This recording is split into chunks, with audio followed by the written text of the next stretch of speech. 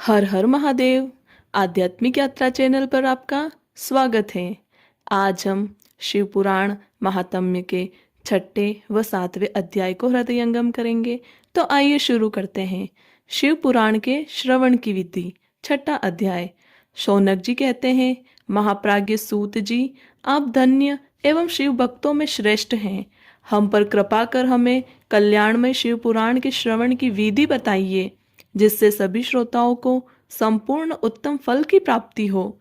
सूत जी ने कहा, मुनि शौनक, तुम्हें संपूर्ण फल की प्राप्ति के लिए मैं शिव पुराण की विधि सविस्तार बताता हूँ। सर्वप्रथम किसी ज्योतिष को बुलाकर दान से संतुष्ट कर उससे कथा का शुभ मुहूर्त निकलवाना चाहिए और उसकी सूचना का संदेश सभी लोगों तक पहुंचाना चाहिए कि हमारे यहाँ शिव पुराण की कथा होने वाली है। अपने कल्याण की इच्छा रखने वाले को इसे सुनने अवश्य पधारना चाहिए। देश देश में जो भी भगवान शिव के भक्त हो तथा शिव कथा के कीर्तन और श्रवण के लिए उत्सुक हो, उन सभी को आदर पूर्वक बुलाना चाहिए और उनका आदर सत्कार करना चाहिए। शिव पुराण सुनने के लिए मंदिर, तीर्थ, वन प्रांत अथवा घर में ही उत्तम स्थान का निर्माण करना चाहिए। केले के खंभों से सुशोभित कथा मंडप तैयार करें। उसे सब और फल, पुष्प, सुंदर चंदोवे से अलंकृत करना चाहिए। चारों कोनों पर ध्वज लगाकर उसे विभिन्न सामग्री से सुशोभित करें। भगवान शंकर के लिए भक्ति पूर्वक दिव्य आसन का निर्माण करना चाहिए तथा कथावाचक के लिए भी दिव्य आसन का निर्माण करना चाहिए। नियम पूर्वक कथा सुनने वालों के लिए भी सुयोग्य आसन की व्यवस्था करें तथा अन्य लोगों के बैठने की भी व्यवस्था करें। कथा बाँचने वाले विद्वान के प्रति कभी बुरी भावना न रखें। संसार में जन्म तथा गुणों के कारण बहुत से गुरु होते हैं, परंतु उन सब में पुराणों का ज्ञाता ही परम गुरु माना जाता है। पुराण वेता पवित्र, शांत, साधु, ईर्ष्या पर विजय प्राप्त करने वाला और दयालु होना चाहिए। ऐसे गुणी मनुष्य को इस पुण्यमय कथा को बाँचना चाहिए। सूर्योदय से 3:30 पहर तक इसे बाँचने का उपयुक्त समय है। मध्याह्न काल में 2 घड़ी तक कथा बंद रखनी चाहिए ताकि लोग मल मूत्र का त्याग कर सके। जिस दिन से कथा शुरू हो रही है उससे 1 दिन पहले व्रत ग्रहण करें। कथा के दिनों में प्रातः काल का नित्य कर्म संक्षेप में कर लेना चाहिए। वक्ता के पास उसकी सहायता हेतु एक विद्वान व्यक्ति को बैठाना चाहिए, जो कि सब प्रकार के संशयों को दूर कर लोगों को समझाने में कुशल हो। कथा में आने वाले विघ्नों को दूर करने के लिए सर्वप्रथम गणेश जी का पूजन करना चाहिए। भगवान शिव व शिव पुराण की भक्ति भावना से पूजा करें। तत्पश्चात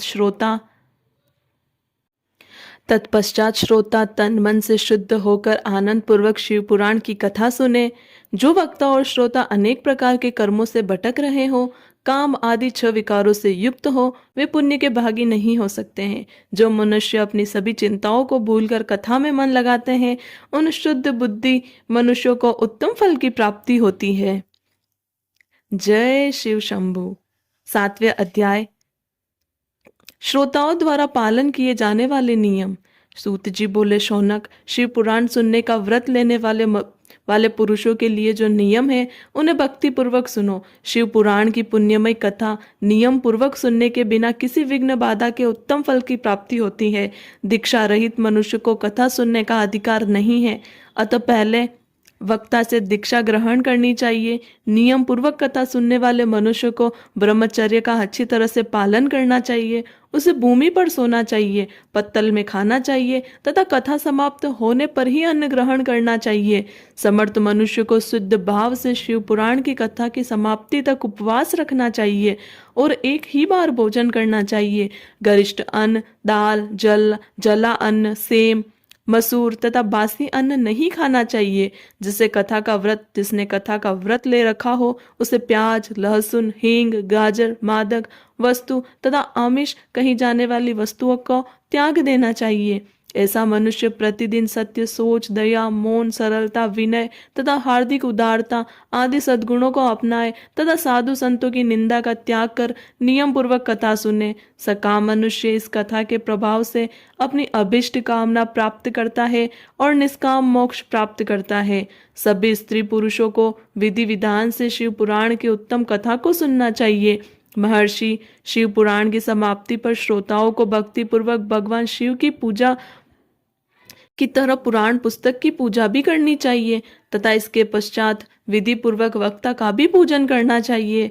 पुस्तक को रखने के लिए नया और सुंदर बस्ता बनाएं। पुस्तक व वक्ता की पूजा के उपरांत वक्ता की सहायता हेतु बुलाए गए पंडित का भी सत्कार करना चाहिए। कथा में पधारे अन्य ब्राह्मणों को भी अन्न धन का दान दे। गीत वाद्य और नृत्य से उत्सव को महान बनाए। विरक्त मनुष्य को कथा समाप्ति पर गीता का पाठ करना चाहिए तथा गृहस्थ को श्रवण कर्म की शांति हेतु होम करना चाहिए। होम रुद्र संहिता के श्लोकों द्वारा अथवा गायत्री मंत्र के द्वारा करें।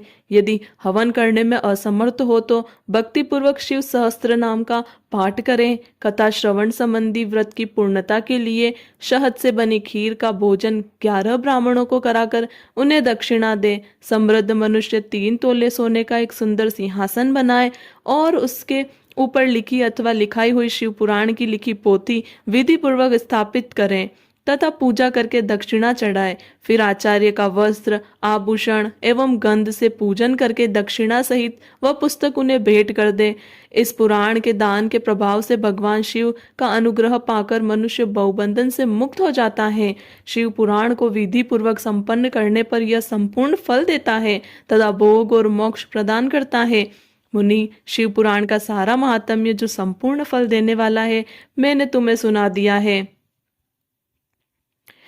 शिव पुराण सभी पुराणों के माथे का तिलक है। जो मनुष्य सदा भगवान शिव का ध्यान करते हैं, उन जिनकी वाणी शिव के गुणों की स्तुति करती है और जिनके दोनों कान उनकी कथा सुनते हैं, उनका जीवन सफल हो जाता है। वे संसार सागर से पार हो जाते हैं। ऐसे लोग इहलोक और परलोक में सदा सुखी रहते हैं। भगवान शिव के सच्ची आनंदमय स्वरूप का स्पर्श पाकर ही समस्त प्रकार के कष्टों का निवारण हो जाता है। उनकी महिमा जगत के बाहर और भीतर दोनों जगह विद्यमान है। उन अनंत आनंद स्वरूप परम शिव की मैं शरण लेता हूँ। ओम नमः शिवाय। अगली वीडियो में हम शिव पुराण की प्रथम संहिता विद्येश्वर संहिता का प्रथम अध्याय पढ़ेंगे। धन्यवाद। इसी तरह मेरे साथ बने रहिए और आध्यात्मिक यात्रा चैनल को सब्सक्राइब कीजिए और वीडियो को लाइक शेयर और कमेंट ज़रूर कीजिए। धन्यवाद।